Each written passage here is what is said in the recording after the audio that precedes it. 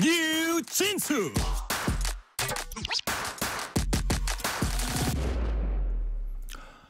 영남 지역을 중심으로 큰 산불이 잇따라 발생해서 피해 면적이 계속 늘고 있습니다.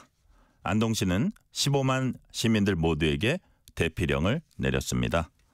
공화성 우석대 소방방재학과 교수 전화 연결해서 산불 상황과 대응 방안 알아보겠습니다. 공화성 교수님 안녕하세요. 네, 공화성입니다.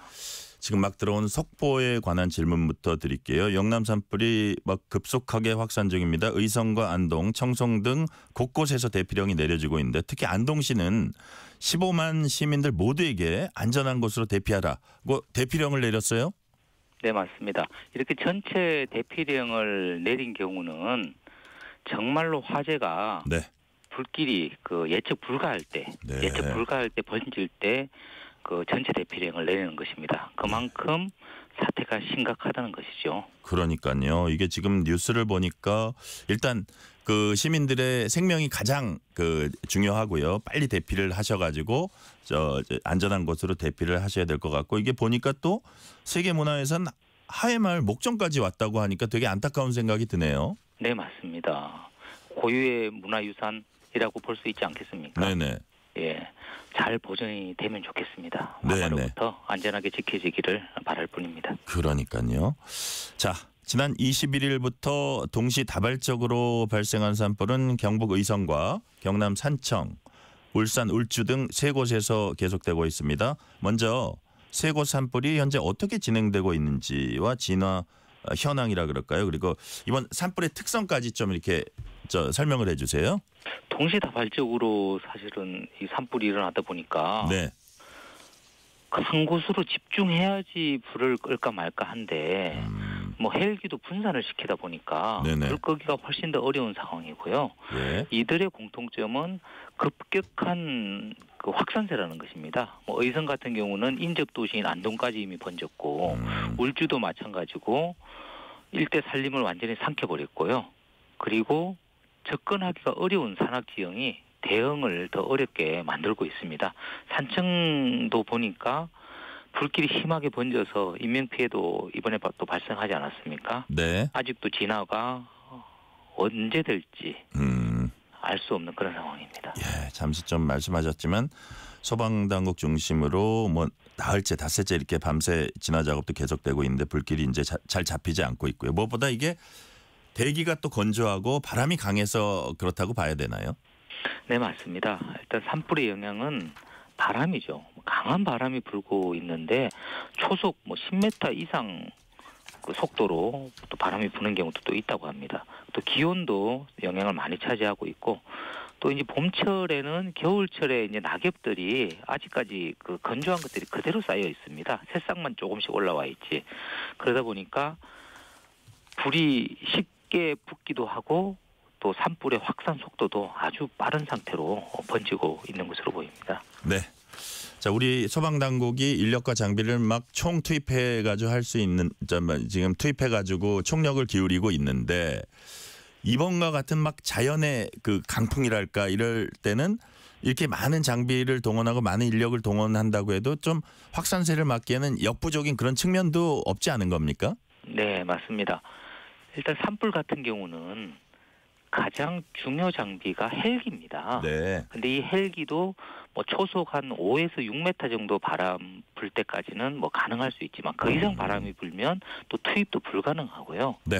물을 헬기로 담아서 뿌려야지 불을 끌 수 있는 그런 상황인데 이 담수지 또한 또 멀리 있다고 하면 물을 퍼붓는 시간이 또 상당히 많이 소요될 수밖에 없고 이번처럼 동시다발적으로 여러 곳에서 산불이 발생한 경우에는 헬기를 한 곳으로 집중시키기도 쉽지 않은 그런 상황이다 보니까 네. 산불 인력과 장비를 총동원했음에도 불구하고 산불 진화에는 어려움을 겪고 있는 것으로 보입니다. 네.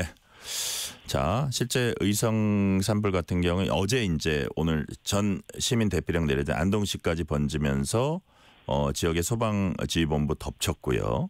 자, 주민들에겐 지금 전시민 대피령이 내려졌습니다. 안동 시민들에게는. 자, 궁극적으로 이제 완전 진화를 해야겠지만 당장은 이제 확산을 조금 예방한다 그럴까요? 확산의 속도를 늦추거나 막는 거 이것도 중요해 보이는데 그렇다면 산불 대응에 좀 차이가 있습니까? 그렇죠. 일단 진화는 다량의 물을 쏟아 부어서 그 불길을 잡고 불을 완전히 끄는 것인데요. 현재 상황으로서는 사실은 환불 확산 속도가 워낙 빠르기 때문에 네. 현재는 그 진화보다는 그 확산을 차단하는, 확산을 늦추는 거에 중점을 둬야 될 것 같고요. 이제 또 저녁이 돼서 또 어두워지는 그런 상황이 또 되고 있습니다. 그러면 이제 밤이 되면 또 헬기는 또 뜨지 못하는 그런 상황이다 보니까 현재는 이제 불길이 민간으로 내려오지 못하도록 막는 조치들, 그리고 도로로 가지 못하도록 하는 조치들, 그다음에 또 철도로 가지 못하도록 이런 하는 조치들, 그 방어선을 구축하는 데 주력하는 것이 바람직해 보입니다. 네.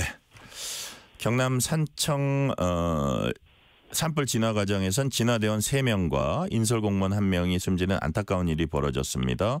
자, 당시 소방 헬기가 물을 뿌린 후였고 잔불 정리 작업을 진행하던 그런 중이었다고 하는데 이 잔불 정리라는 거는 어떤 작업이고 또 어떤 방식으로 해야 하는지 잔불이라고 해서 우리가 방심해서는 안 된다는 게 좀 교훈일 것 같아요. 네, 이 잔불 정리는 눈에 보이지 않는 그 뿌리 불씨나 속불을 제거하는 작업인데요. 네네. 겉으로는 꺼졌더라도 그 낙엽 아래나 숲을 속에 그리고 고목 내부 이런 곳에 불씨가 남아 있거든요. 네. 그때 이제 강한 바람이 불면 이 불씨가 다시 되살아나는 겁니다. 이 작업은 사실은 진화보다 더 세심하고 위험합니다. 시간도 많이 소요되고 그래서. 차근차근 안전에 만전을 기해가면서 네. 속에 있는 그 낙엽들을 다 뒤집어 가면서 그 잔불 정리를 하는 것이 바람직합니다. 잠시 속보 하나 전해드리고 질문 이어갈게요. 행정안전부는 오늘 저녁 6시부터 경북과 강원도 지역에 강풍 경보를 확대해서 발표했습니다. 경보가 내려진 지역은 강원도 강릉과 동해 삼척 평지, 강원도 중부와 남부 산지, 경북 영덕과 울진 평지, 경북 북동 산지 지역입니다. 자, 강풍 경보 잘 유의하시고요. 자, 이제 잔불 얘기하셨는데 그럼 이어서 잔불이 남아 있거나 산불이 가까이 있을 경우에 교수님, 예를 들어서 바람을 등져야 하는지 등 뭐 이런 기본적으로 준수해야 할 안전 수칙 같은 게 있을 것 같아요. 안전 수칙 어떤 게 있습니까? 일단은 그 산불은 그 열부력이라고 해서 그 열에 의해서 위로 상승을 합니다. 그렇기 때문에 가능하면 낮은 곳으로 낮은 지대로 네네. 이동하는 것이 바람직하고요. 그리고 바람의 부는 방향과 반대 방향으로 신속히 이동하는 것이 좋습니다. 그것은 이 불길이 바람을 따라 빠르게 번지기 때문에 바람 부는 방향과 이 반대편으로 대피하는 것이 보다 안전하고요. 질식사 조심해야 되기 때문에 젖은 수건이나 옷 등으로 코와 입을 가리고 대피하는 것이 바람직합니다. KF94 마스크가 있다면 94 마스크를 쓰는 것도 도움이 되겠습니다. 네. 자, 무엇보다 중요한 건 주민의 생명과 재산 지키는 겁니다. 산불 주변 지역에 사는 분들에게 이런 상황이면 무조건 대피해야 한다. 물론 시에서 대피령이 나가긴 하지만요. 이런 상황이면 무조건 대피해야 한다. 이런 상황이면 이런 조치를 해야 한다. 그런 좀 수칙을 알려준다면 어떤 말씀하시겠어요? 일단은 그 문자나 방송 네. 지시에 잘 따르는 것이 중요합니다. 당장 잘 따르는 것이 중요합니다. 당장 내가 있는 곳은 뭐 산불 불길이 안 보인다든가 뭐 네. 연기가 없더라도 방송에서 대피하라고 하면 곧 언제 내가 있는 곳까지 불길이 닥칠 수 있기 때문에 네. 바로 즉시 안전한 곳으로 대피하는 것이 바람직하고요. 네. 대피 전에는 평상시에 인근 대피소라든가 이런 곳들을 미리 확인해 두는 것도 좋은 방법이 되겠습니다. 자, 한덕수 국무총리 겸 대통령 권한대행은 어제 의성과 울주, 하동 세 곳을 특별 재난지역으로 선포했습니다. 자, 피해 규모 정말 눈덩이처럼 불어나고 있을 겁니다. 피해 규모 지금 교수님 어느 정도로 파악되고 있어요? 의성 같은 경우는 500헥타르 이상이 탔다고 하고 네. 나머지 부분들도 아마 수백에서 네. 1000헥타르 이상은 다 탔을 것이라고 보입니다. 예. 수백억 원대 이상의 피해가 예상이 되는데요. 네. 이런 산불 같은 경우는 또 한 번 화재가 발생하면 원상 복구시키는 데는 30년 이상이 소요된다고 합니다. 네. 그렇기 때문에 산불은 사실은 진압도 아주 중요하지만 예방이 정말 중요합니다. 불이 나지 않도록 하는 것이 정말 중요합니다. 네. 자, 그러면 교수님 특별 재난 지역으로 선포가 되면은 어떤 게 달라집니까? 국고 지원을 확대해 주고요. 네네. 복구 비용을 지원해 줄 수 있고 국세라든가 지방세를 감면도 해주고요. 생활 안전 자금도 지원해 줄 수 있습니다. 이런 그 다양한 조치들, 다양한 후속 조치들을 해줄 수가 있습니다. 그래요. 자, 그리고 아까 우리가 뭐 청송군이라든지 안동시라든지 뭐 청송군은 전 국민 대피 명령 내리고 안동시라든지 여기는 전 시민 대피령이 지금 내려졌는데 그럴 경우에는 지금 어디로 가는 겁니까, 이분들은 보통?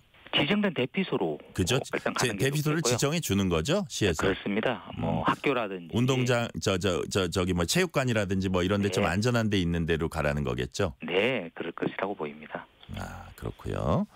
자, 대형 산불은 거의 해마다 반복되고 그에 대한 진화와 피해 수습, 복구 절차 역시 규정돼 있을 걸로 보입니다.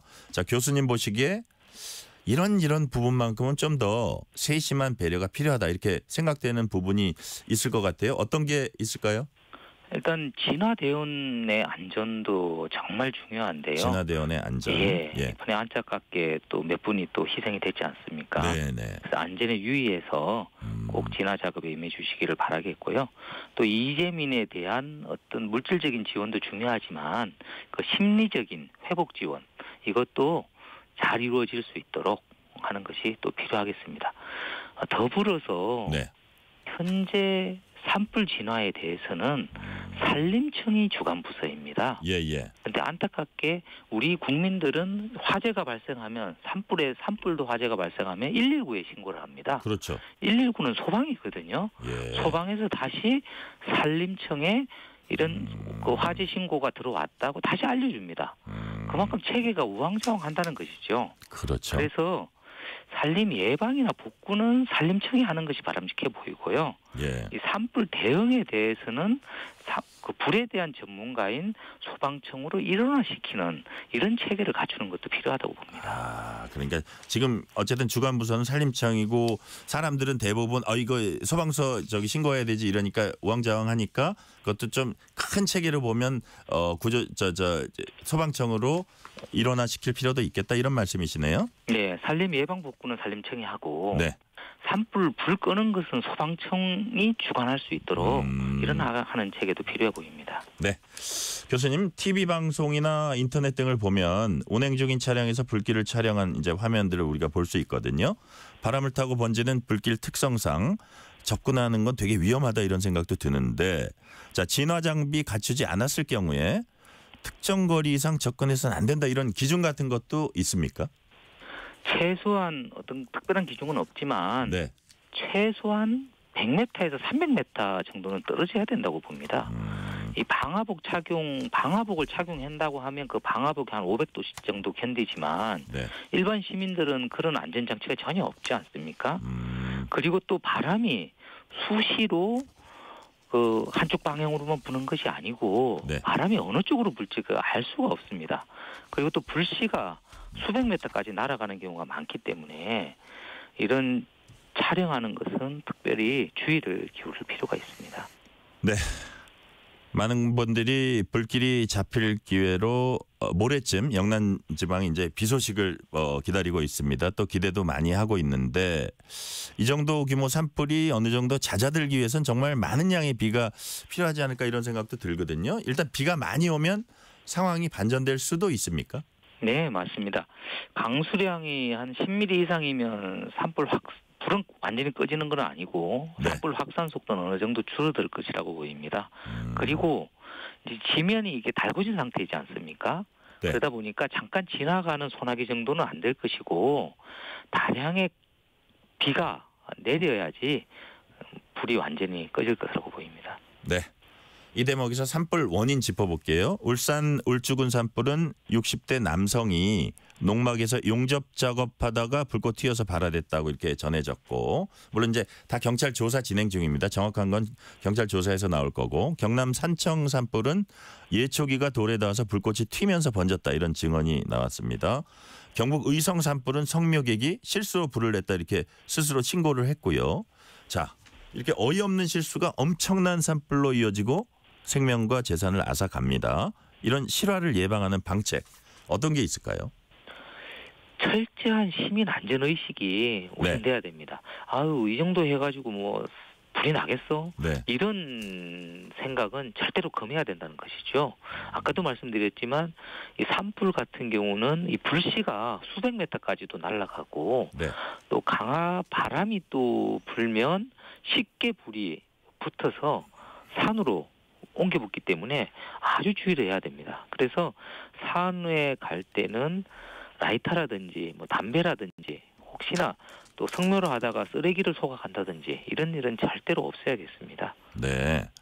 자, 며칠 전에 저희 프로그램 청취자가 뭐 이런 그 문자를 하나 주신 게 있어요. 일종의 제안인데 뭐라 그랬냐면 이런 건조기에는 아예 입산을 금지해버리자.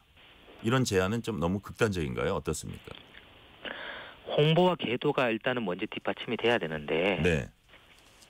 그럼에도 불구하고 산불이 계속 이어지고 사람들의 부주의로 인해서 산불이 계속 발생한다면 네. 뭐 특별히 불이 많이 나는 계절에는 네. 그리고 불이 많이 나는 지역에는 입산을 금지하는 것도 필요해 보입니다. 그래요. 예. 그 지역에 따라서는 그런 것도 한번 고려해 볼 필요는 있다. 이런 식으로 네. 제가 이해가 되고요. 자, 실수로 산불을 낼 경우에 관련 법은 3년 이하 징역이나 3천만 원 이하 벌금형 규정하고 있습니다. 근데 실제 처벌은 이보다 훨씬 미미하다. 뭐 이런 얘기가 있더라고요. 그 이유가 뭡니까?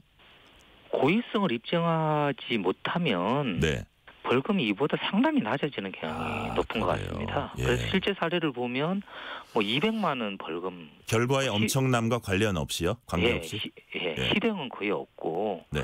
이런 솜방망이 처벌이 계속 이어지는 것 같은데요. 네네. 그래서 사실은 뭐 이 벌칙을 올려야 된다 이런 말도 있지만 벌칙을 올리는 것보다 규정대로 처벌하는 것이 네. 우선돼야 된다고 봅니다. 벌칙 자체를 올리는 것보다 규정 있는 저 제도 안에서도 제대로 좀 엄벌을 하는 방안을 마련해야 된다. 이런 얘기로 이해가 되고요. 네. 자, 교수님, 저 시간 관계상 마지막 질문 드릴게요. 대한민국 봄은 늘 건조하고 바람 많이 붑니다. 조심을 강조하지만 또 대형 산불은 매년 반복되고 피해도 확산하고 있습니다. 이런 악순환 고리 끊기 위해서 이제 예방이 중요할 것 같은데요. 농사일과 벌초 또 산행하는 사람들에게 교수님 어떤 조언 해주시겠습니까? 일단 라이터, 그다음에 담배 이런 것들 절대로 몸에 소지하면 안 되고요. 네. 혹시라도 이렇게 생각해야지.